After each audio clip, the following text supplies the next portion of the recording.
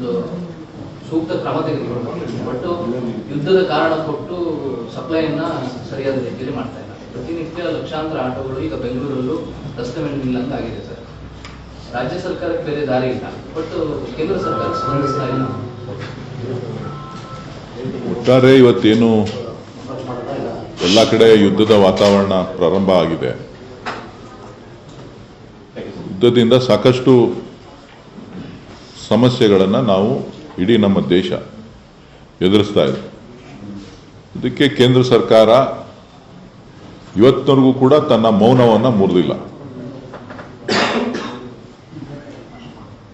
ಭಾರತದ ನಾಗರಿಕರಿಗೆ ಪ್ರಧಾನಮಂತ್ರಿಗಳು ಬೇರೆ ಸಂದರ್ಭಗಳಲ್ಲಿ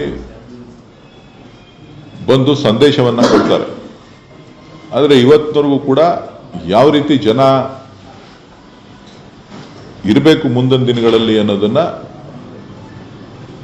ಕೇಂದ್ರದ ಯಾವುದೇ ಸಚಿವರು ಅಥವಾ ಪ್ರಧಾನಮಂತ್ರಿಗಳು ತಿಳಿಸದೇ ಇರತಕ್ಕಂಥದ್ದು ಇವತ್ತು ಎಲ್ಲರಿಗೂ ಕೂಡ ಆತಂಕವನ್ನು ಸೃಷ್ಟಿ ಮಾಡ್ತಾ ಇದೆ.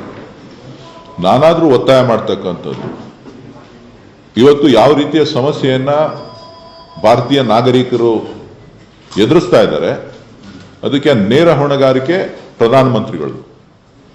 ನಾನು ಒತ್ತಾಯ ಮಾಡ್ತಕ್ಕಂಥದ್ದು, ದಯವಿಟ್ಟು ಸಾರ್ವಜನಿಕರಿಗೆ ಯಾವ್ಯಾವ ವಿಚಾರದಲ್ಲಿ ಸಮಸ್ಯೆ ಇದೆ, ಎಷ್ಟು ದಿನ ಇರಬಹುದು, ಮುಂದಿನ 6 ತಿಂಗಳು ಯಾವ ರೀತಿಯ ಬದುಕನ್ನು ಮಾಡಲಿಕ್ಕೆ, ಜೀವನವನ್ನು ನಡೆಸಲಿಕ್ಕೆ ಯಾವ ರೀತಿಯ ಕ್ರಮಗಳನ್ನು, ಇತಿಮಿತಿಯನ್ನು ಅಳವಡಿಸ್ಕೋಬೇಕು ಅಂತಕ್ಕಂಥ ಸಂದೇಶವನ್ನು ಕೊಡಬೇಕು. ಎಲ್ಲವೂ ಸರಿ ಇದೆ, ಎಲ್ಲವೂ ಸರಿ ಇದೆ ಅಂತೇಳಿ 3ನೇ ವ್ಯಕ್ತಿಗಳು ಹೇಳ್ತಕ್ಕಂಥದ್ದು, ಮಾಧ್ಯಮಗಳಲ್ಲಿ ಅದನ್ನ ಬಿತ್ತಾರ ಮಾಡ್ತಕ್ಕಂಥದ್ದು, ಅದು ನಂತರ ದಿನಗಳಲ್ಲಿ ಸ್ಥಳೀಯವಾಗಿ ನಾವು ಇಲ್ಲಿ ನೋಡೋದಾಯ್ತು ಅಂತ ಅಂದ್ರೆ ಎಲ್ಲೋ ಒಂದ್ ಕಡೆ ಯಾವುದೂ ಕೂಡ ಸರಿ ಇಲ್ಲ.